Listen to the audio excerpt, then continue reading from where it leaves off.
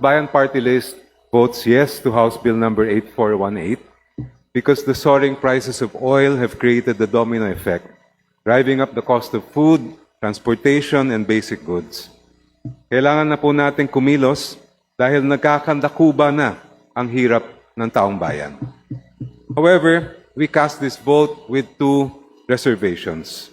First, while we recognize the safeguards placed in the bill, we will remain vigilant as we have always been wary of granting emergency powers to the Chief Executive.